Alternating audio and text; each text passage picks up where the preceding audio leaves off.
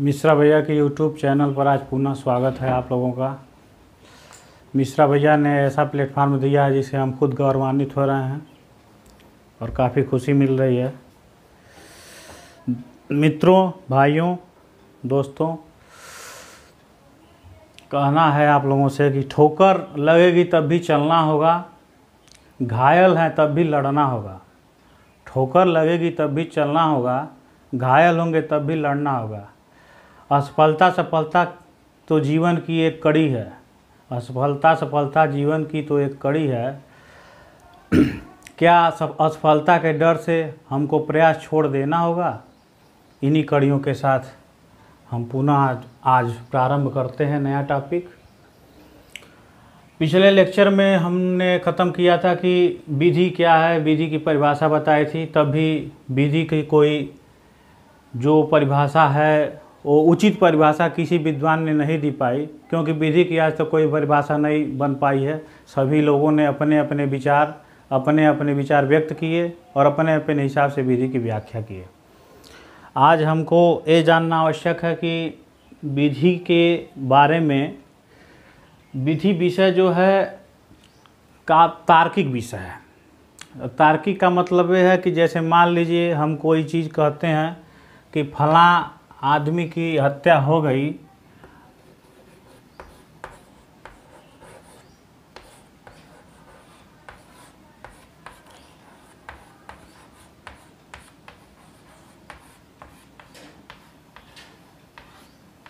तो केवल इतने बात से काम नहीं चलेगा, क्योंकि इस आदमी की हत्या हुई है तो उसमें क्या क्या कारण थे हत्या के, क्या क्या साधनों, किन किन साधनों का प्रयोग किया गया था, कौन कौन से लोग थे, कैसे इस आदमी से दूसरे आदमी से कैसे दुश्मनी थी, आदि इन बातों पर ध्यान रखना होगा। इसलिए यह विषय बहुत तार्किक है। इसलिए आप लोगों को थोड़ा बेहतर ढंग से समझाने की हम कोशिश करेंगे। मेरा पूर्ण विश्वास है कि आप लोग अच्छी तरह से समझेंगे और चैनल को लाइक, सब्सक्राइब और शेयर करते रहेंगे, जिससे हमारा आत्मविश्वास बढ़ेगा, ही साथ साथ आप लोगों का भी आत्मविश्वास बढ़ेगा। कानून के बारे में हम आज जानेंगे। विधि की परिभाषाएं तो हो गई हैं, कानून के बारे में। कानून किस लिए ज़रूरी है? कानून सभ्य समाज के लिए, हमारे सभ्य समाज के लिए आवश्यक है।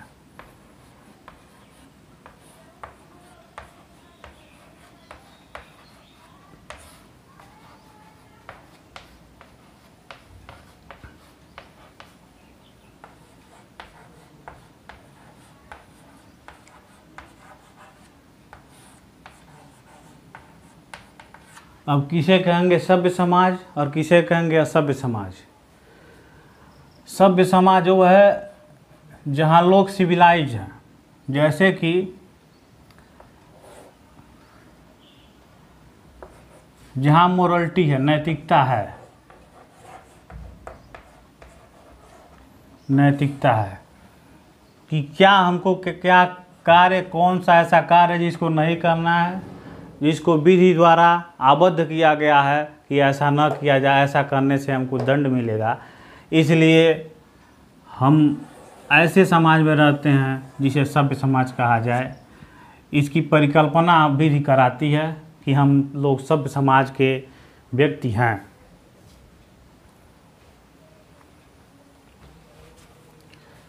अब हम ये बताने जा रहे हैं कि कानून में कौन कौन से मामले आते हैं, किस मामलों को दीवानी मामला कहा जाता है, किन मामलों को आपराधिक मामला कहा जाता है। इनको आज समझते हैं।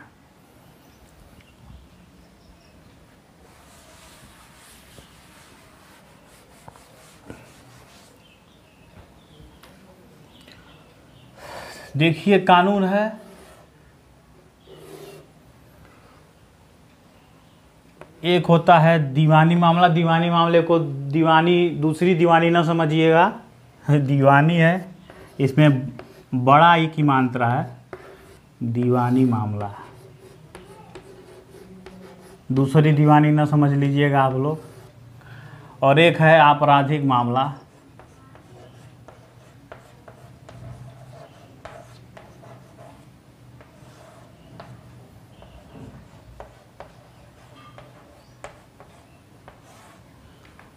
दीवानी मामले में क्या होता है, इसमें क्षतिपूर्ति कंपनसेशन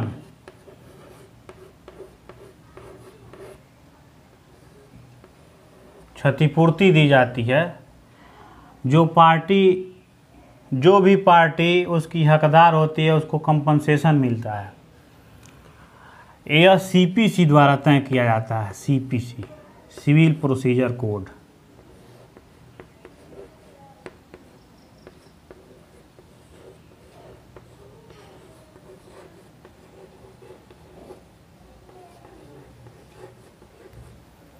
आपराधिक मामले में क्या होता है, इसमें पनिशमेंट, दंड, जुर्माना,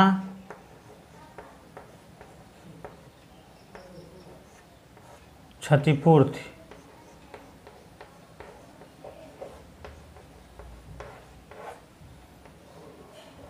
वो न्यायालय तय करता है।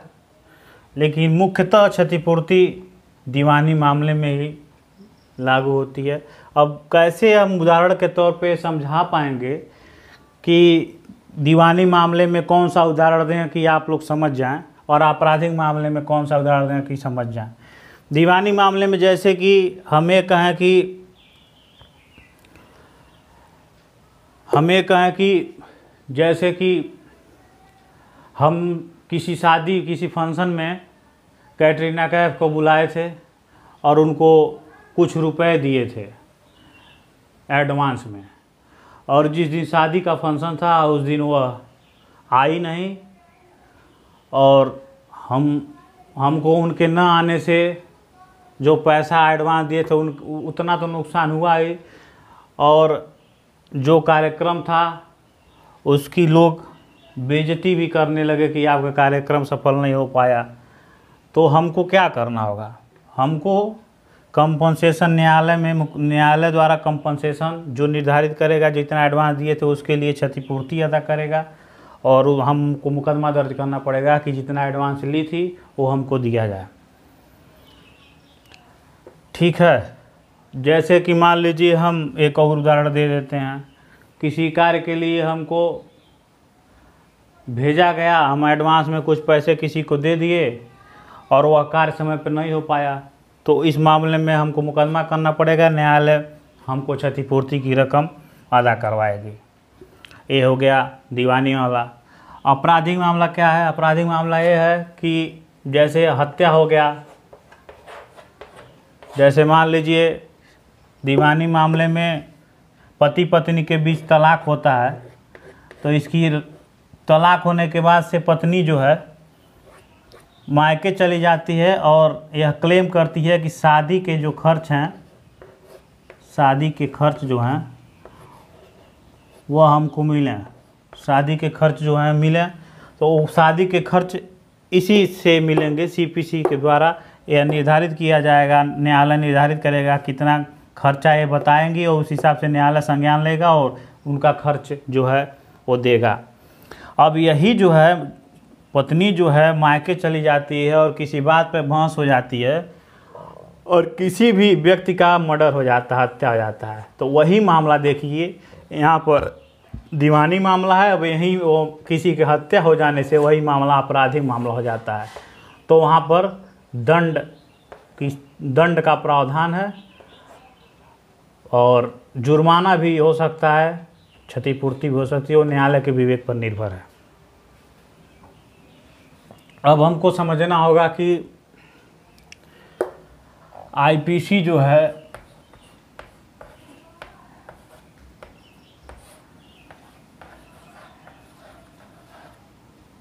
(1860)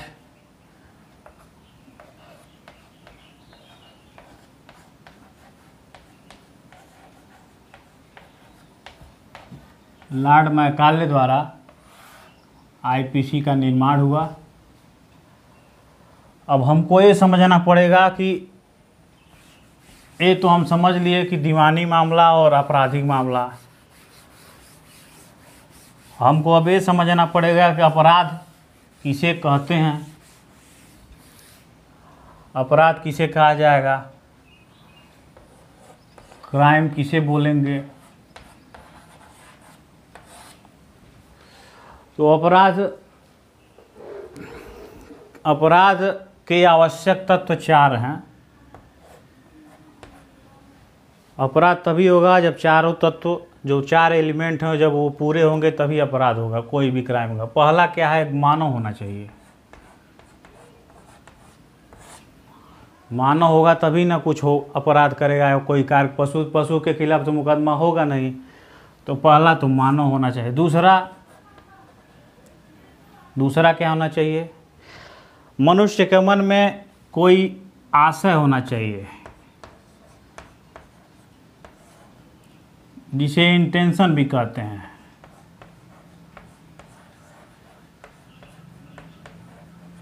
दुराशय भी कहते हैं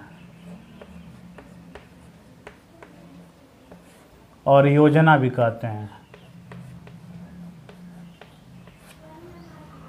मानव है, मानव के मन में कोई ख्याल आया, उसके दिमाग में कोई बात आई, बुरी बात आई, दुराशय। योजना भी उसे कहते हैं। तीसरी बात है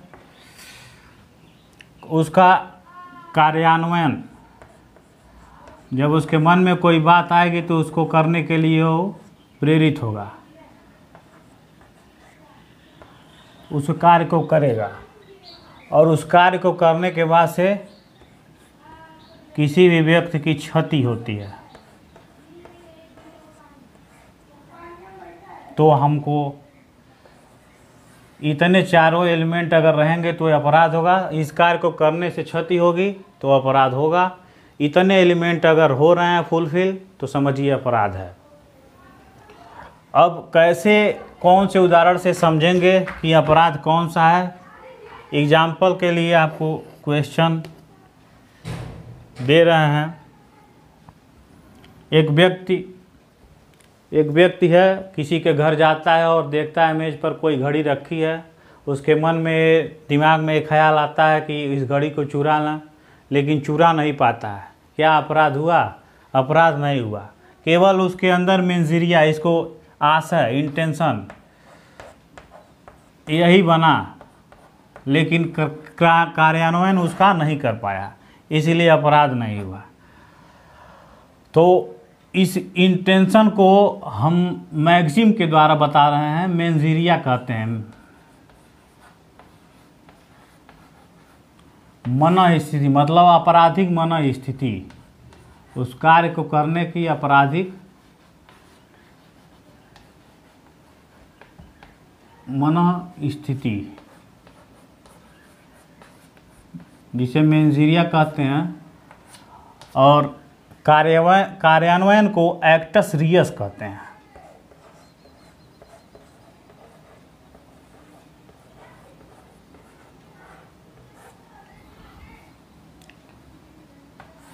पांच व्यक्ति किसी के घर में अनाधिकृत प्रवेश कर रहे हैं और अनाधिकृत प्रवेश करने के बाद से वहाँ पर जो भी सामान है उस घर में उसको लेकर चल देते हैं 5 व्यक्ति, और उस सामान को ले के बाद सभी आपस में शेयर कर लेते हैं।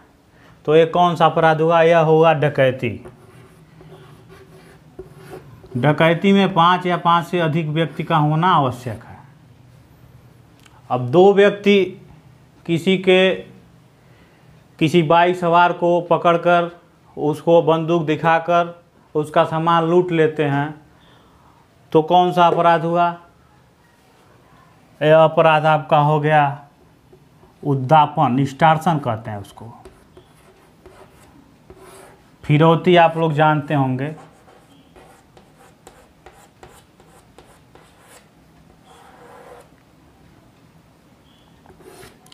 पांच व्यक्ति किसी के घर जाते हैं और घर में जाकर कोई सामान लूट लेते हैं।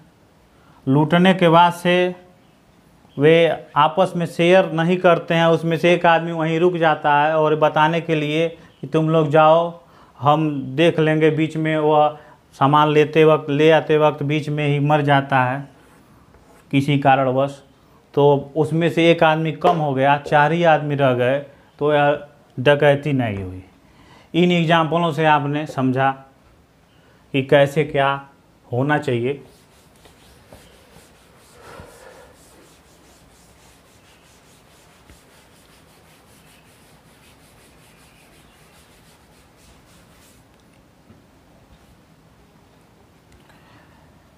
6 अक्टूबर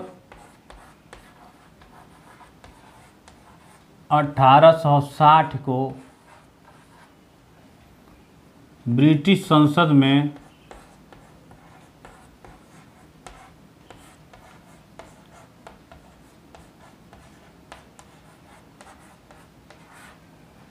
आईपीसी को पेश किया गया, इंडियन पेनल कोड को, जिसको 1833 के चार्टर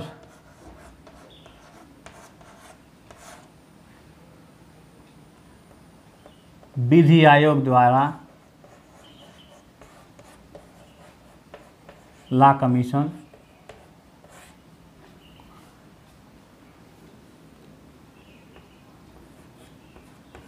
स्थापित किया गया।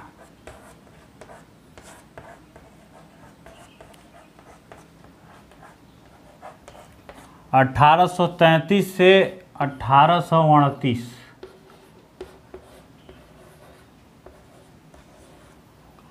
उस समय वायसराय लॉर्ड विलियम बेंटिक थे।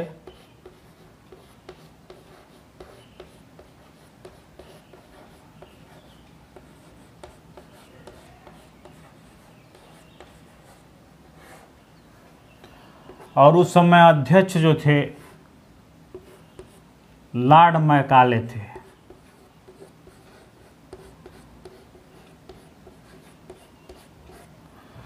इसी समय सती प्रथा का अंत हुआ था राजा राम मोहन राय द्वारा।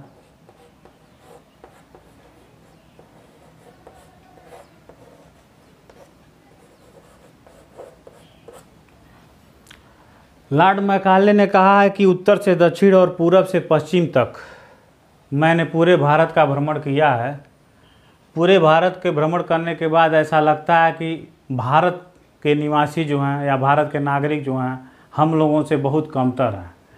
और अपने अंग्रेजी शिक्षा के प्रसार के लिए उसने पूरे ज़ोर शोर से अपना पूरा अधिकार जमाने के लिए भारत पर पूरे ज़ोर शोर से अंग्रेजी को महत्व दिया और अंग्रेजी का प्रचार प्रसार करने में उसने काफ़ी योगदान दिया, जिससे भारत अभी तक आईपीसी भी उसी की बनाई हुई पड़ रहा है 1860 का।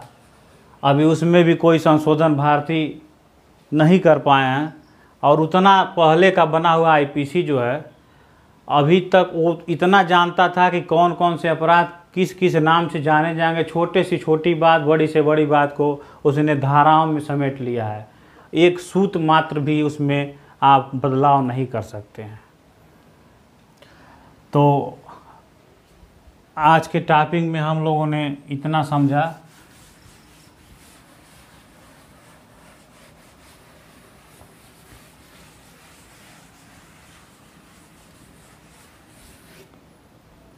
अगले टर्न पर हम आईपीसी की धाराओं के बारे में बताएंगे और हमारी कोशिश यही रहेगी कि आप लोगों को बेहतर से बेहतर मटेरियल या सामग्री उपलब्ध कराएं। आप लोग चैनल को सब्सक्राइब, शेयर, लाइक और कमेंट करते रहें और आप लोगों का हार्दिक आभार।